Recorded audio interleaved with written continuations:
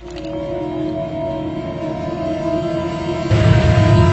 independencia de México.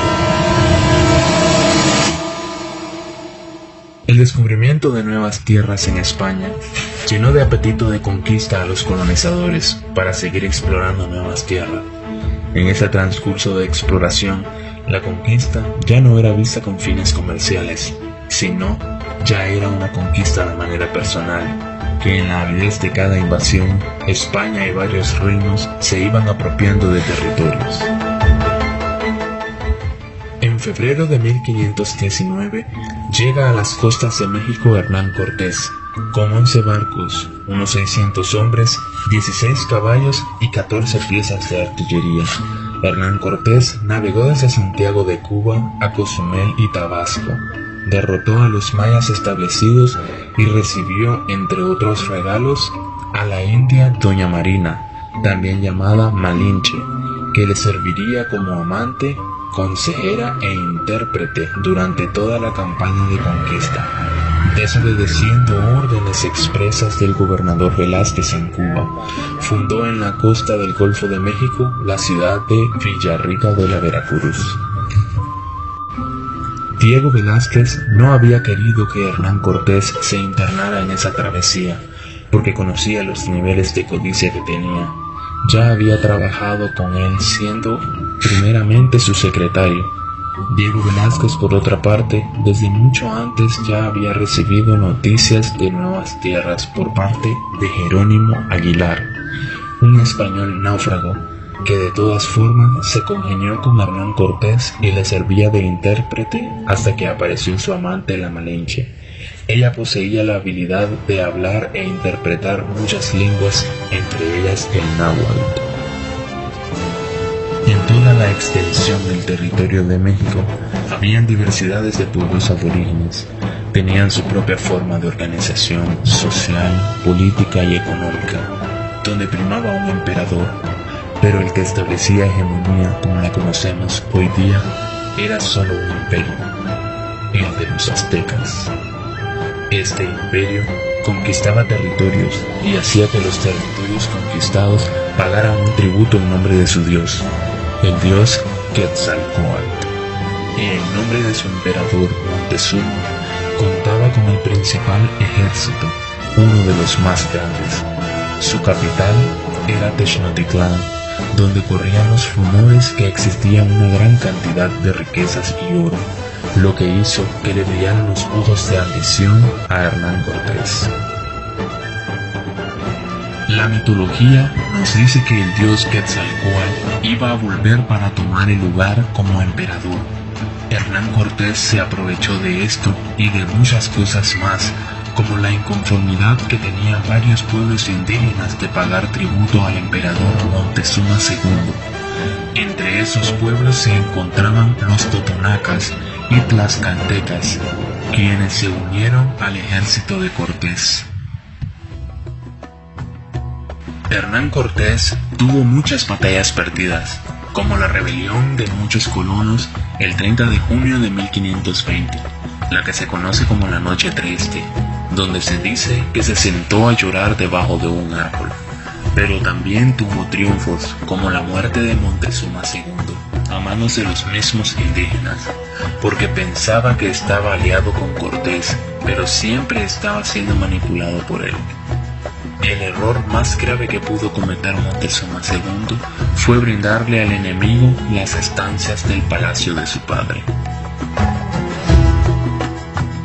De esta batalla llegó a conformar y a unir grandes cantidades de territorios, conquistar la capital de los aztecas y conformar la Nueva España, que se extendía desde los estados de Arizona, California, Colorado, Dakota del Norte, Dakota del Sur, Montana, Nevada, Nuevo México, Texas, Oklahoma, Utah y Wyoming en los Estados Unidos, hasta Guatemala en Centroamérica, estando bajo su dominio la Capitanía General de Cuba, la Capitanía General de Guatemala, la Capitanía General de Filipinas y los territorios de Florida y Luisiana, teniendo su capital en la Ciudad de México, Nueva España no solo administraba las tierras comprendidas entre estos límites, sino también el archipiélago de las Filipinas en Asia y varias islas menores en Oceanía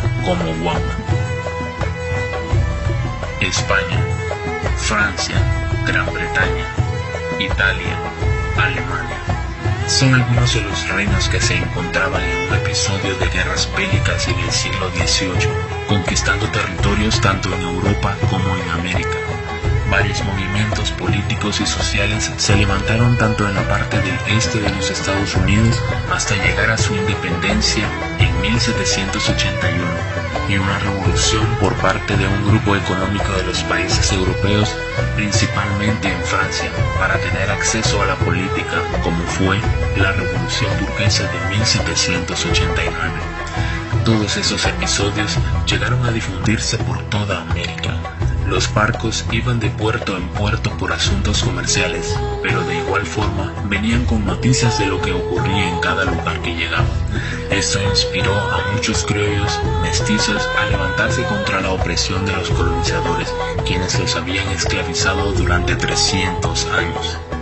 Es muy curioso que la destrucción del Imperio Azteca, el más grande de México, fuera patrocinado por los mismos aborígenes, y la independencia de México fuera patrocinado por gente de la iglesia y gente que se rebeló a la corona, siendo ellos principalmente partícipes de sus beneficios y luego rebelándose con los mismos.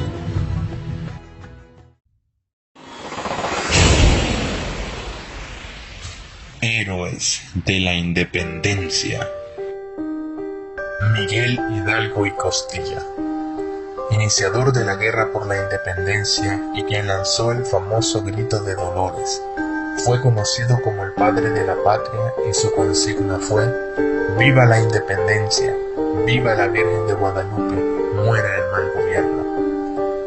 Ignacio Allende, militar insurgente mexicano, en compañía de Hidalgo y Aldama, dio inicio a la lucha por la independencia. Fue nombrado generalísimo. Su frase célebre fue: sin importar el tamaño de la ciudad o pueblo en donde nacen los hombres y mujeres, ellos son finalmente del tamaño de su obra, el tamaño de su voluntad de engrandecer y enriquecer a sus hermanos.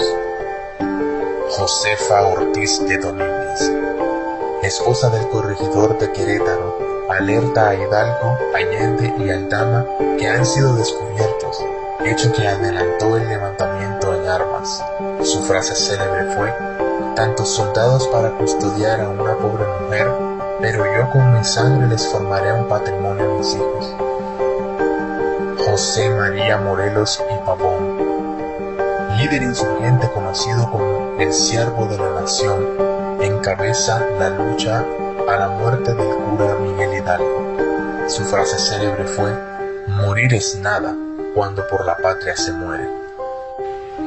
Agustín de Iturbide, militar criollo al frente del ejército trigarante, se convirtió en uno de los caudillos más importantes de la última etapa de la lucha por la independencia de México. Frase célebre: queremos sí que gobierne la ley y no el capricho, que el gobierno haga nuestra felicidad.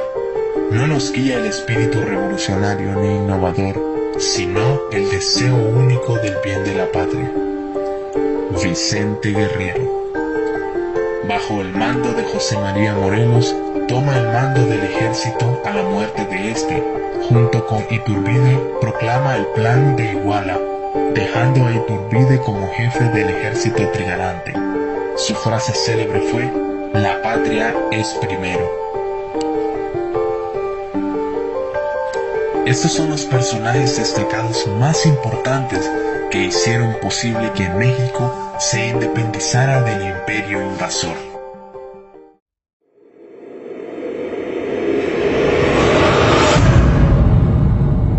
El inicio. El 16 de septiembre de 1810 es una fecha especial, ya que marca el inicio de uno de los movimientos más importantes en México y que hoy en día se celebra, el aniversario de la independencia de México, fecha en la cual Hace más de 200 años el cura Hidalgo dio su famoso grito, y dando así el inicio a la lucha conocida como la Guerra de los 11 años, de la mano de sus grandes héroes. En este año fueron vencidas las últimas fuerzas españolas de resistencia a los invasores franceses. La ausencia de un rey legítimo en España abrió paso a las conspiraciones de los criollos mexicanos, que hace tiempo deseaban dejar de ser una colonia. En 1809, el gobierno virreinal descubrió una gran conspiración e intentó derribar el movimiento independentista, pero Ignacio Allende estableció contacto con una ramificación importante en Querétaro, en la casa del corregidor Miguel Domínguez y su esposa Josefa Ortiz. Estando dentro de esta, el 16 de septiembre de 1810, Hidalgo convoca a la gente de Dolores a unírseles para apoyar el regreso del rey Fernando VII. Así la explicación a todo era esa pretensión de gran espíritu por cambiar el Estado, el cambio de sus autoridades, ya que en aquellos años España sufría la invasión francesa y Napoleón había coronado a su hermano José como rey de España. De ahí que Hidalgo pretendiera el regreso de Fernando VII para que éste tomara el control de la colonia y reemplazara el mal gobierno afrancesado. Aunque este era el pensamiento de Hidalgo, entre sus colaboradores había sectores que con el tiempo terminaron apostando por la independencia. Hidalgo profesaba una ideología criolla donde no estaba de acuerdo que una minoría de peninsulares monopolizaran el poder político, económico y social de una mayoría que en ese tiempo constaba de más de 6 millones de habitantes. Hidalgo con ímpetu alzó la voz, lo que dio paso a procesos de luchas innumerables. La revolución se extendió rápidamente por otras zonas de México, donde se producían levantamientos similares al de Dolores. En el sur del país, por ejemplo, cobra relevancia una insurrección a cargo de otro religioso, José María Morelos, que sería luego una pieza clave en el movimiento independentista. El 30 de octubre de 1810, los revolucionarios vencieron en la batalla del Monte de las Cruces. Sin embargo, por cuestiones estratégicas, decidieron no ocupar la Ciudad de México. Luego, ambos grupos se separan, ya que afloran algunas diferencias entre Hidalgo y Allende, pues el primero buscaba imponer cambios en las estructuras socioeconómicas, mientras que el segundo pretendía instaurar un gobierno integrado por criollos. Así Allende va a Guanajuato e Hidalgo a Guadalajara. En Guadalajara, Hidalgo organizó el primer gobierno revolucionario, del que sería el máximo líder. Las primeras acciones de gobierno fueron una reforma agraria que postulaba a los indígenas propietarios de la tierra, la supresión de los tributos y la declaración de la libertad de los esclavos. La ofensiva real estaba ganando poder de Calleja, 60º virrey de la Nueva España, quien fue reorganizador y jefe del gobierno del centro, uno de los grandes villanos. Por este motivo las tropas de Hidalgo tomaron rumbo norte. En Puente de Calderón sufrieron una gran derrota a mano de los hombres de Calleja. Las fuerzas de Hidalgo estaban devastadas. Las fuerzas de las tropas de insurgentes capitaneadas por Hidalgo o Allende se habían visto muy mermadas a causa de las últimas batallas, en especial las que perdieron contra el ejército real en Guadalajara. Hidalgo y otros líderes revolucionarios se ven forzados a huir a Aguascalientes y Zacatecas. Sin embargo, los líderes revolucionarios son traicionados y apresados 4 meses más tarde. Apresados por las tropas reales, son llevados hasta Chihuahua. Ahí, los líderes son interrogados y los que tienen rango religioso como Hidalgo son desposeídos de su rango como sacerdote. A pocos días de haber sido apresados, Hidalgo, Allende y el resto de líderes son juzgados por un tribunal y sometidos a un consejo de guerra, y considerados culpables de levantamiento armado y traición al régimen. Hidalgo finalmente fue obligado a firmar una retractación de sus ideas e intenciones, la cual fue redactada por una inquisición por su investidura de sacerdote. fue sometido a juicio militar y eclesiástico. Hidalgo y Allende son condenados a muerte, a lo que Hidalgo responde: jamás me he apartado ni un ápice de la creencia de la Santa Iglesia Católica. Jamás he dudado de ninguna de sus verdades. Siempre he estado íntimamente convencido de la infalibilidad de sus dogmas y estoy pronto a derramar mi sangre en defensa de todos y cada uno de ellos. Testigos de esa protesta son los feligreses de Dolores y de San Felipe. Su ejecución tuvo lugar el 30 de julio de 1811 y su cabeza, junto con la de otros revolucionarios, fue colgada en unas picas de la Alhóndiga de Granaditas, exhibiendo como símbolo de la represión que sufriría todo movimiento insurgente. Sin embargo, la muerte de Hidalgo no fue en vano. La revolución y el proceso de independencia se habían puesto en marcha.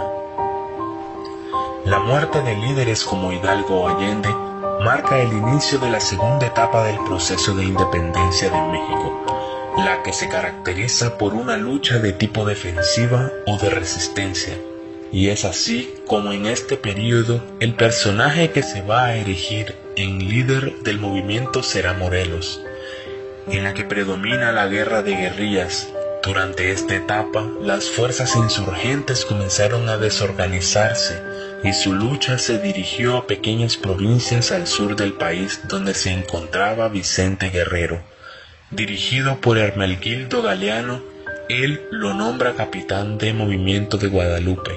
Guerrero participa en el intento de Morelos por apoderarse de Acapulco, en el que los insurgentes fracasan. Morelos se logra convertir en uno de los hombres más valiosos por sus conocimientos y su gran disciplina dentro de la lucha. En 1813, el control de los insurgentes de la región permitió la lucha del Congreso de Chilpancingo, que declaró la separación de la Nueva España y más tarde promovió la primera Constitución mexicana. A mediados de 1814, Hermenegildo Galiana fue hecho prisionero y ejecutado en Coyoacán. La muerte de Galiana, seguida por la captura y muerte de Morelos, marcan a Guerrero y le convencen a seguir adelante en cualquier circunstancia. Así el movimiento insurgente entra en un periodo de decadencia sin un gran líder, pero mientras muchos insurgentes se retiran de la lucha, Guerrero decide llegar a la costa y seguir en la batalla. Al frente de pocos hombres decide llevar una guerra de guerrillas. A pesar de sus pocos recursos, no dejaban de causarle un dolor de cabeza al virrey. En 1818, el Congreso de Chilpancingo lo nombró comandante en jefe de las tropas del sur. En esta situación de difícil resistencia, Guerrero busca aliados en el bando real. Escribe al comandante Armijo y a su subalterno, proponiéndoles unirse para lograr la independencia, pero ellos rechazan la propuesta. Designado por el virrey Juan Luis de Apodaca, es acá donde surge la llegada de un héroe más a la independencia, Agustín de Iturbide, a fines de 1820. Acá se reestablece el movimiento insurgente con los realistas. Fueron muchos los intercambios de cartas. Al final, ambos se unen a Acatempán, donde pactan una tregua. El 24 de febrero de 1821, Guerrero e Iturbide proclaman el Plan de Iguala, en el que se establece el Imperio Mexicano, se ofrece su trono al rey Fernando VII y se proclama su independencia absoluta, así como la igualdad entre todos sus habitantes y la conservación de la religión católica. Juntos, Iturbide y Guerrero comienzan una campaña exitosa, a la que se van sumando los gobiernos provinciales y los comandantes criollos del ejército real. Casi sin oposición, en la vía Córdoba se encuentran con el nuevo virrey Juan O'Donojú, recién llegado a México, con quien firman los tratados que reconocen la independencia. El 27 de septiembre de 1821, el ejército trigarante entra triunfal a la Ciudad de México y consuman la independencia.